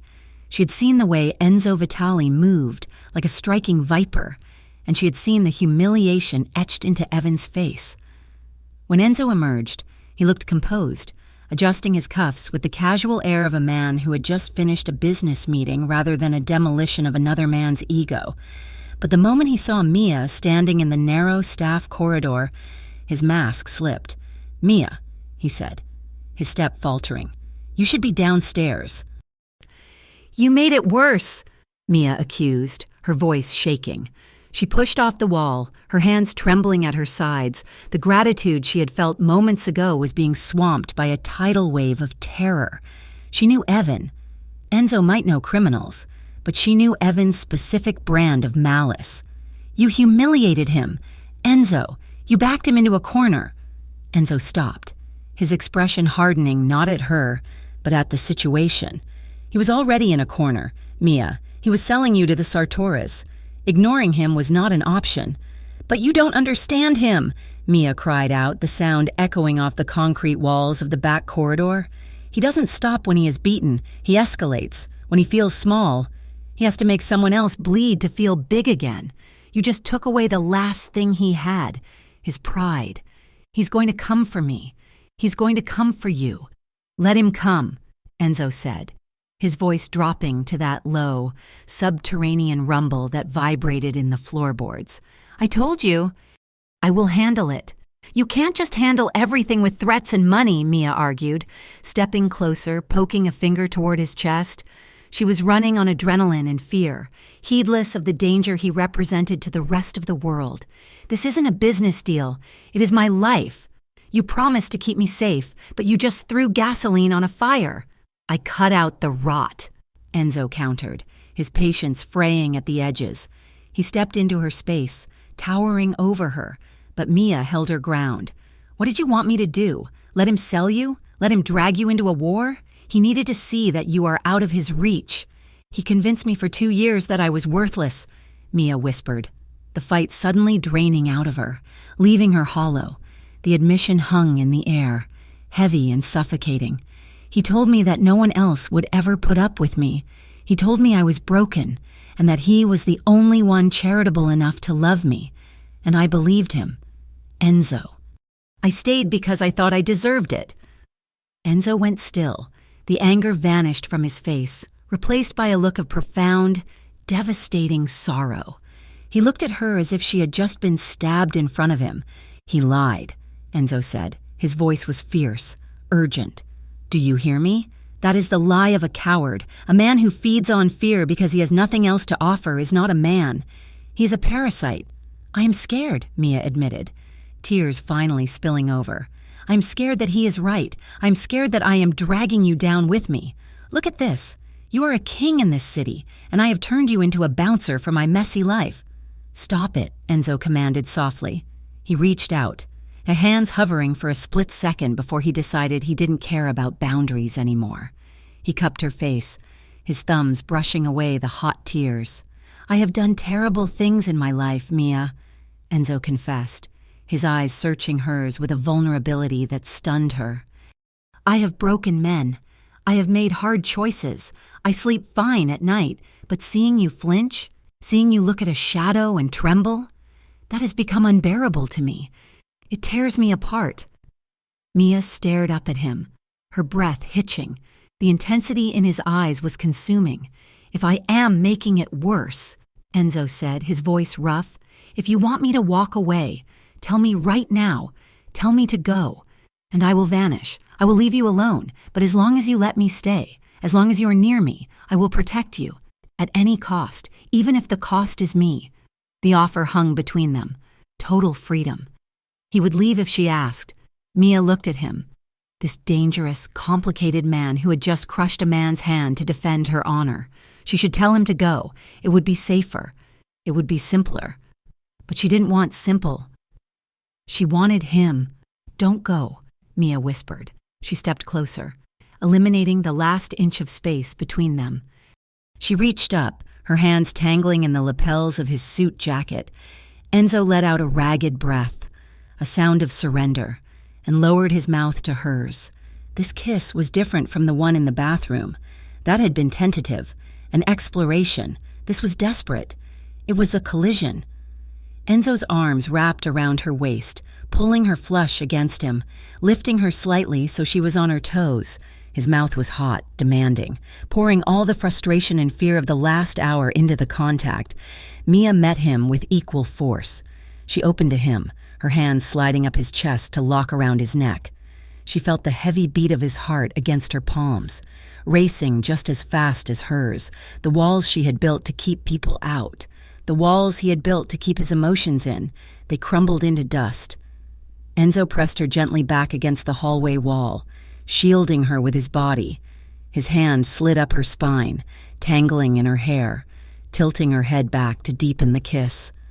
It was overwhelming, a flood of sensation, the smell of his sandalwood cologne, the rough texture of his jaw, the solid strength of his arms. They broke apart only when their lungs demanded air, but they didn't pull away.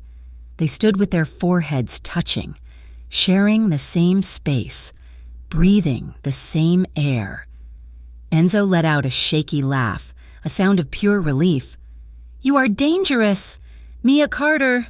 Mia laughed too, a wet, breathless sound. "I told you I was trouble."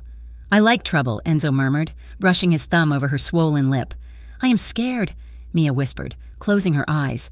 "I am scared of losing myself in this, in you, and I am scared of losing you to your world." "I am scared too," Enzo admitted. He kissed her forehead, a lingering seal of a promise. "For the first time in years, I have something to lose." The days that followed were a strange, suspended reality. Evan had vanished, at least for now. The 48-hour deadline had passed, and there was no sign of him in the city. Enzo's men reported that he had not been seen at his usual haunts. Mia knew better than to think it was over, but she allowed herself to breathe. The dynamic between her and Enzo shifted. He was no longer just the owner of La Notte, and she was no longer just the bartender he was protecting. They were navigating the uncharted waters of a relationship that had started in the middle of a storm. 3 days after the confrontation, Enzo waited for her after her shift. "I want to cook for you," he said. He looked almost nervous, shifting his weight from one foot to the other. "At my place, away from the club, away from the noise." Mia hesitated. Going to his home was a significant step. It was crossing the final boundary from professional to personal. "Just dinner," Enzo added quickly. "No expectations. I want you to see me. Not Enzo Vitali, the boss, just me." Mia looked at him. She saw the sincerity in his eyes. She realized that she needed that too. She needed to know if they could exist in a quiet room without a crisis to bind them together. "Okay," Mia said, "but I have rules." Enzo raised an eyebrow, a small smile playing on his lips. "Rules? I need to feel safe," Mia said firmly. "I don't like feeling trapped. If I want to leave, I leave. No arguments, no bodyguards blocking the door. You have the key to the door," Enzo promised, solemnity returning to his face. "You are not a prisoner, Mia. You never will be." Enzo's penthouse was exactly what she expected, and nothing like she expected. It was located on the top floor of the tallest building in Harborview, a sprawling space of glass and steel with a panoramic view of the city's skyline. It was luxurious, filled with modern art and Italian leather furniture, but it was also cold. It felt like a showroom, not a home, until they got to the kitchen. The kitchen was warm. The lights were dimmed to a golden glow, and soft jazz played from a speaker in the corner. "I am making risotto," Enzo announced, rolling up the sleeves of his white dress shirt. "My mother's recipe. If I ruin it, Do not tell anyone." Mia sat on a bar stool at the island, watching him. "I didn't peg you for a cook. I am a man of many hidden talents," Enzo said, grabbing a knife. 10 minutes later, Mia was laughing so hard she had to hold her side. "You are butchering that onion," she gasped, sliding off the stool. "Enzo, stop. It is a vegetable, not an enemy of the state." Enzo looked at the pile of unevenly chopped onion on the cutting board, feigning indignation. "It is rustic. It is a disaster," Mia teased. She walked around the island and gently bumped her hip against his, nudging him aside. "Move over. Let a professional handle this." Enzo stepped back, surrendering the knife. He leaned against the counter, crossing his arms, and watched her. His eyes were not predatory. They were soft, filled with a quiet wonder as he watched her hands move deftly with the knife. He watched the way her hair fell over her face, the way she bit her lip in concentration. "You are beautiful when you are bossy," Enzo commented. Mia paused, glancing up at him. "I am not bossy. I am efficient." "Bossy," Enzo insisted. Grinning, they cooked together, a dance of bumping elbows and passing ingredients. The tension of the last week melted away in the steam of the risotto. They ate at a small table by the window, the city lights twinkling below them like a carpet of diamonds. They didn't talk about Evan. They didn't talk about the mafia. They talked about music. They talked about the worst customers they had ever served. They talked about the places they wanted to travel to. For the first time in 2 years, Mia felt light. After dinner, they moved to the large velvet sofa in the living room. Enzo poured 2 glasses of red wine, but Mia stuck to water. She wanted to be clear-headed. They sat close, their knees touching. The distance between them was magnetic, a pull that was becoming harder to resist.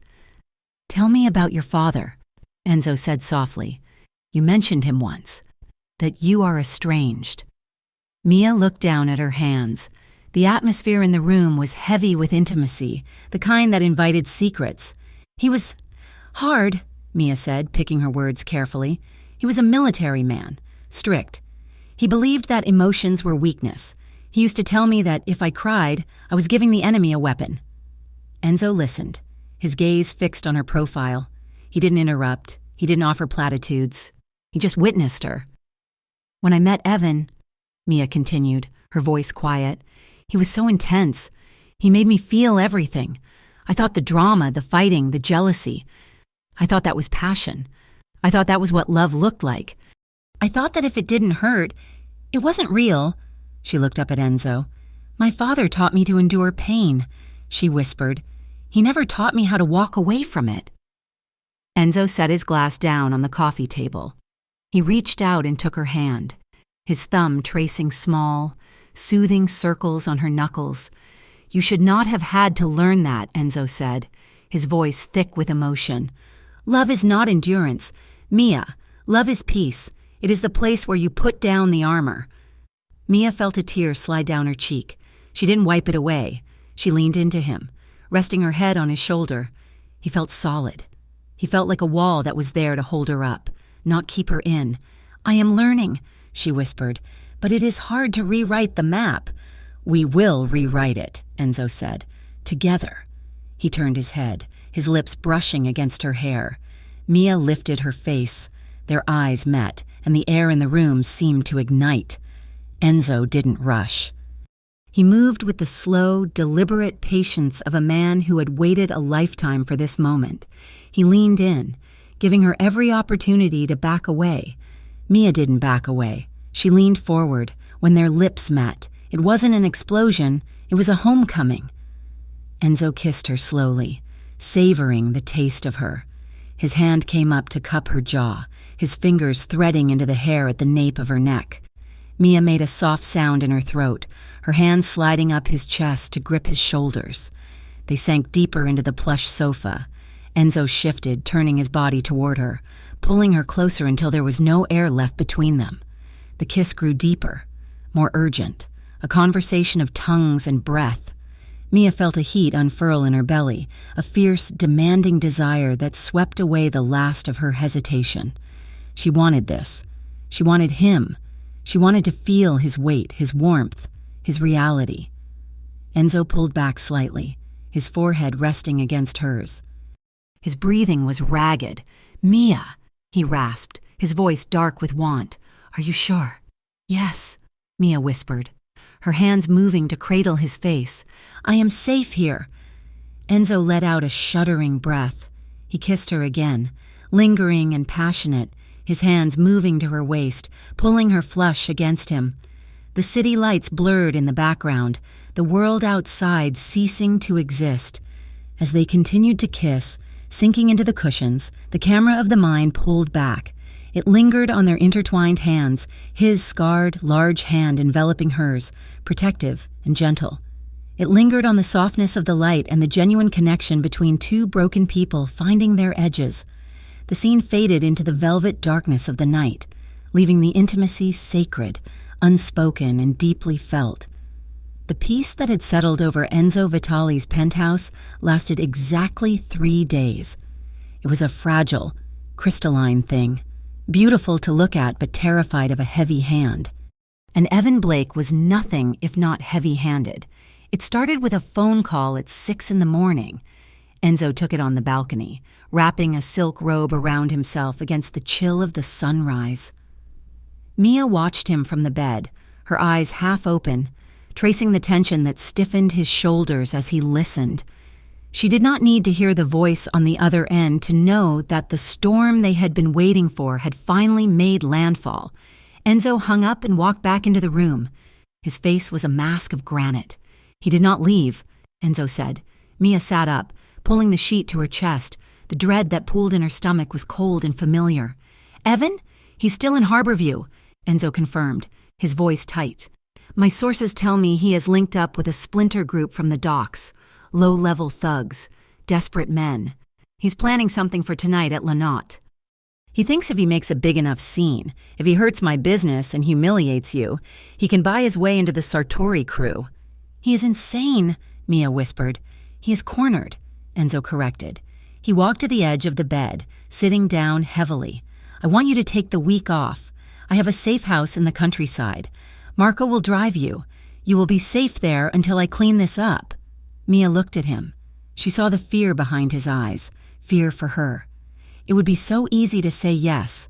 It would be so easy to run, to hide in a house with locked doors and armed guards and wait for the men to finish their violence. That was what she had done for 2 years. She had hidden.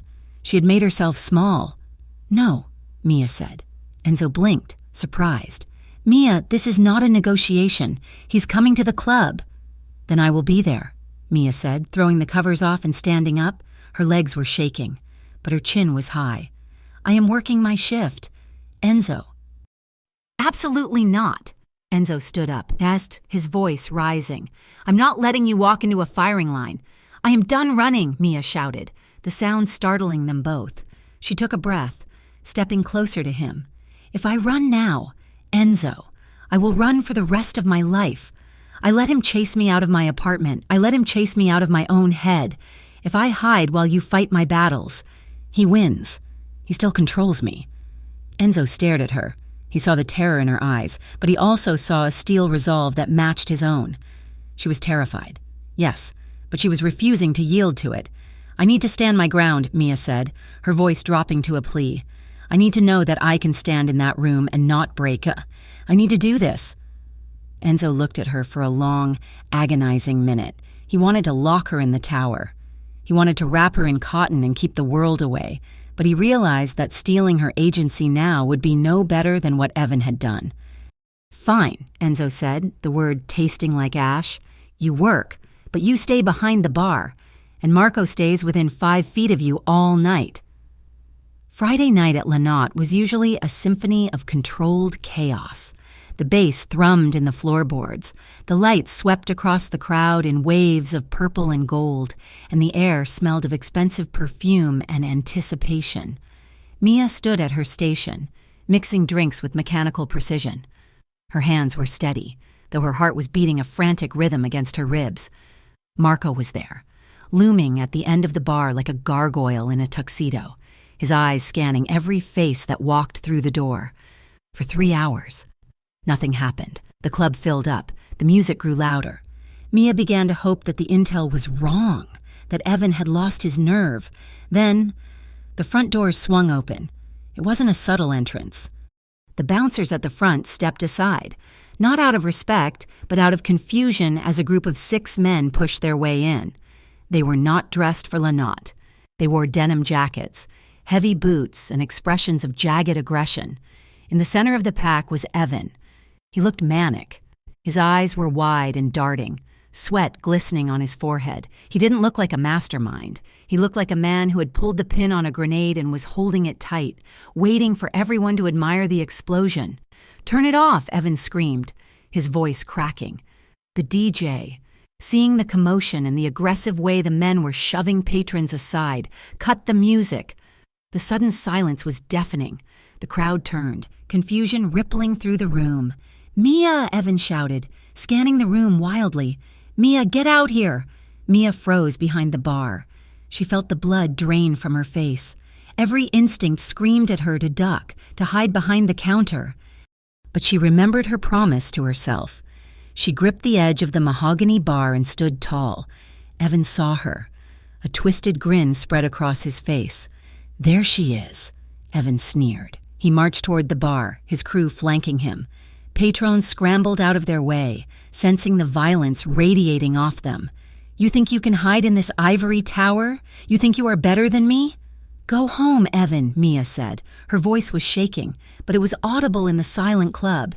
"You are embarrassing yourself." "I am taking what is mine," Evan yelled. One of his associates, a man with a scar running through his eyebrow, lunged forward. He reached over the bar, his hand clamping around Mia's upper arm. "Come on, sweetheart," the thug grunted. "Time to go." Mia yanked back, panic flashing hot and white through her system. "Don't touch me." She tried to pull away, but his grip was slippery and hard. She grabbed a bottle of vodka from the well, ready to swing it, ready to fight. "I would release her if I were you." The voice came from everywhere and nowhere. It was not a shout. It was a death sentence spoken in a whisper. Enzo Vitali stepped out of the shadows of the VIP section. He was not alone. 10 of his security staff materialized from the corners of the room, surrounding Evan's small, ragged crew, but no one was looking at the guards. They were looking at Enzo. He wore a black suit, immaculately tailored. His face was devoid of all human emotion. He did not look angry. He looked like the end of the world. The thug holding Mia's arm froze. He looked at Enzo, then at the wall of muscle closing in around them. He released Mia as if she were burning hot iron and stepped back, holding his hands up. "Get them out," Enzo said to his men, gesturing vaguely at Evan's crew. It happened in seconds. Enzo's security moved with efficient, brutal professionalism. They grabbed the 5 thugs, ignoring their protests, and dragged them toward the exit. "Hey, get off them," Evan shouted, spinning around. "You can't do this. I have people. You have nothing," Enzo said. The room was empty now, save for the terrified patrons pressing themselves against the walls, the staff, and the 3 people in the center of the dance floor, Mia behind the bar, Enzo standing 10 feet away, and Evan isolated in the middle. Enzo walked slowly toward a heavy oak table in the center of the VIP lounge area, sitting down on the edge of it. He looked at Evan. "I gave you a chance," Enzo said. "I gave you money. I gave you a way out. You chose this." "I chose to fight for her," Evan screamed, pointing a shaking finger at Mia. He was unraveling, his chest heaving. "She belongs to me. Vitali, you can't just buy her. You can't just steal my girl and think I'm going to walk away. She is not a car." "Evan," Enzo said, his voice terrifyingly calm. "You do not own the title?" "I made her," Evan spat, lunging toward the bar again. He was delirious with rage, blind to the danger. "Mia, tell him. Tell him you belong to me. Tell him you are coming with me." He reached for her again, his hand clawing at the air, his face twisted into a mask of pure entitlement. Enzo moved. It was a blur of motion that the eye could barely track. He intercepted Evan before he could reach the bar. He didn't punch him. He grabbed Evan's wrist, the same wrist he had squeezed in the lounge days ago, and twisted. Evan howled, spinning around as his arm was wrenched behind his back. Enzo marched him forward and slammed his hand down onto the oak table, palm flat, fingers splayed. "No, no," Evan shrieked, struggling, but Enzo's other hand was planted in the center of Evan's back, pinning him to the wood. The entire club held its breath. The silence was thick, heavy with the promise of violence. Enzo leaned down, his face inches from Evan's ear. He wasn't looking at Evan. He was looking at Mia. He was looking at her wide, terrified eyes, ensuring she saw this, ensuring she saw the monster being declawed. "I told you," Enzo growled, his voice vibrating through the room like thunder. "Nobody touches what is mine." With a sudden, deliberate movement, Enzo shifted his weight. He gripped Evan's wrist with both hands and applied pressure. He didn't break it quickly. He crushed it. He pressed the bones of Evan's hand against the hard edge of the table, grinding them down with controlled, merciless force. A sickening crunch echoed through the quiet club. Evan screamed. It was a raw, high-pitched sound of agony that tore through the air. His knees buckled, but Enzo held him up, keeping the pressure on the destroyed hand for one long, agonizing second. "Do you understand?" Enzo roared over Evan's screams. "She is done with you!" He released the wrist. Evan collapsed to the floor, cradling his mangled hand against his chest, sobbing. He curled into a ball. The fight completely drained out of him. He looked small. He looked broken. Mia stood behind the bar, her hands covering her mouth. She was shaking. It was violent. It was ugly. But as she watched Evan sobbing on the floor, the man who had terrorized her, who had made her feel small for years, she realized something profound. He wasn't a monster. He was just a man, and he could be stopped. Enzo stood over him, adjusting his cuffs. He looked at Marco. "Call them in." The doors to the club opened again, this time. It wasn't thugs. It was the Harborview Police Department.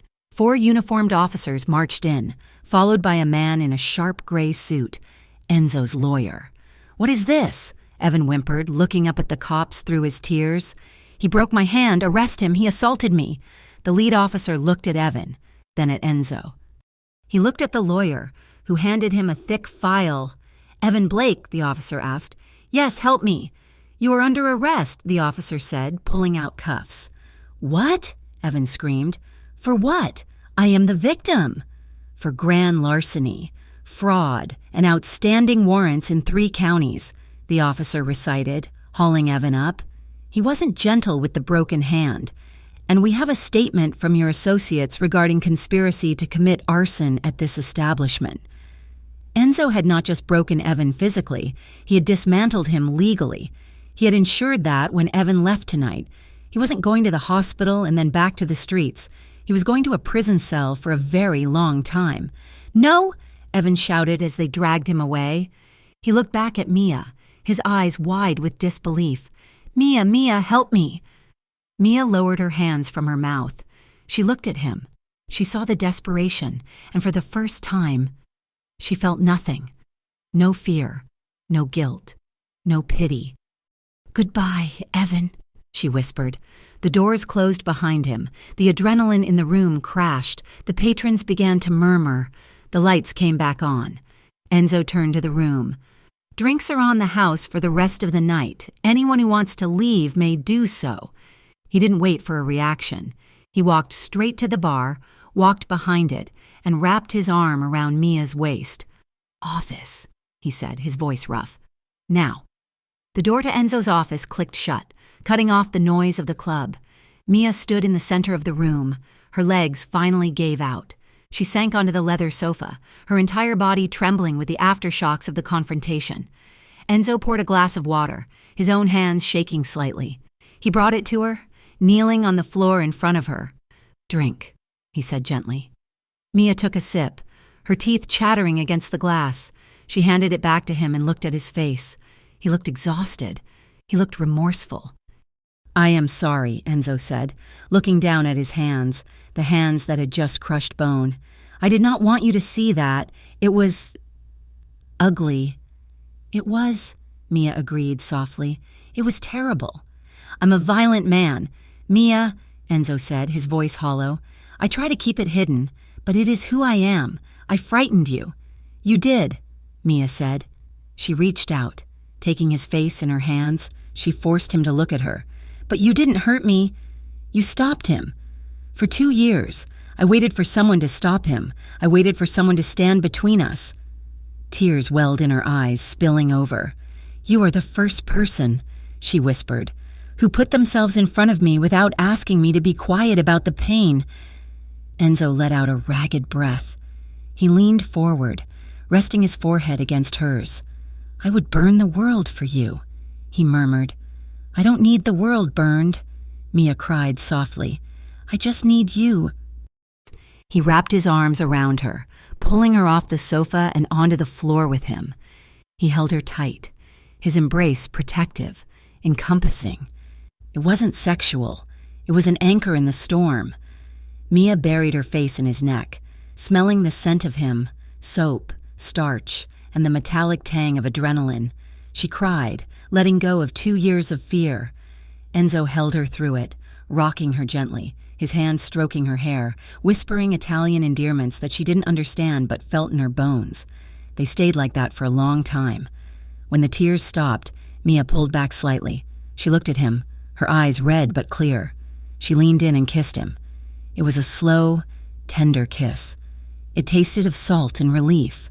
It was a promise made in the quiet aftermath of war.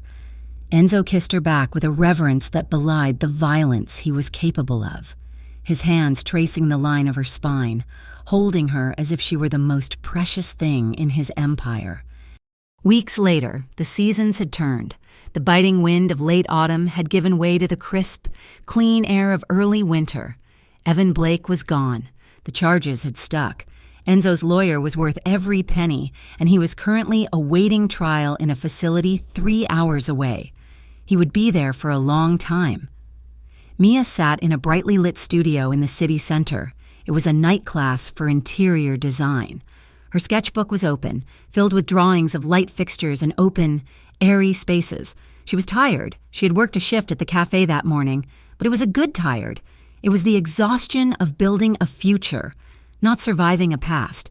She checked her phone. A text from Enzo. "I picked up dinner. Don't be late." She smiled, packing up her pencils. Things were changing. Enzo was still Enzo. He was still the boss. He still commanded respect, but the business was shifting. He had sold off the loan sharking operations. He was investing heavily in real estate and high-end hospitality. He told her it was just smart diversification, but Mia knew the truth. He was cleaning the ledger. He was building a world where she didn't have to look over her shoulder. She drove to La Notte. It was a Monday, causing the club to be closed. She let herself in with her own key. The main lights were off, leaving the club bathed in the warm, amber glow of the bar lamps. Enzo was sitting at a corner table, his suit jacket draped over the back of the chair, his tie undone. He was reading a stack of paperwork, looking like a man carrying a heavy load, but managing it. Mia walked over to him. The sound of her heels on the floor made him look up. His face softened instantly, the hard lines around his eyes smoothed out. "Hey," he said. "Hey," Mia replied. She didn't sit in the chair opposite him. She walked around the table and sat sideways on his lap. Enzo didn't hesitate. His arm came around her waist naturally, pulling her close. He abandoned the paperwork, his attention shifting entirely to her. "How was class?" he asked, nuzzling his face into her neck. "Good," Mia said, resting her arms around his neck. "I designed a lobby. I think you would hate it. It has too much color." "I like color," Enzo murmured against her skin. "I am learning to like it." He pulled back to look at her. He took her hand in his. The camera of the mind focused on their joined hands. Mia's hand was small, pale, and completely free of marks. The bruises were gone. The skin was healed. Enzo's hand was large, the knuckles scarred from a lifetime of fighting, the skin rough. But the way he held her was infinitely gentle. He laced his fingers through hers, a perfect fit of strength and softness. "You look tired," Mia said, tracing the line of his jaw with her free hand. "I am," Enzo admitted. "But it is a good tired. Let's go home," Mia whispered. "In a minute," Enzo said. He leaned in and kissed her. It was soft, playful, and full of a quiet, fierce joy. The lights of the club hummed around them, a warm cocoon against the dark night outside. Nobody touched what was his. And for the first time in her life, Mia knew that she wasn't a possession to be hoarded. She was a treasure to be cherished, and she was exactly where she chose to be. Thank you so much for listening to the finale of Nobody Touches What's Mine. I hope you enjoyed Mia and Enzo's journey from darkness into the light. It has been an emotional ride writing this story for you. I would love to hear your thoughts on the ending. Did Enzo do the right thing? Let me know in the comments below, and tell me where you are listening from. If you enjoyed this story, please make sure to subscribe to Mafia Romance Stories and hit the bell icon so you never miss a new upload. Your support means the world to me. Until next time.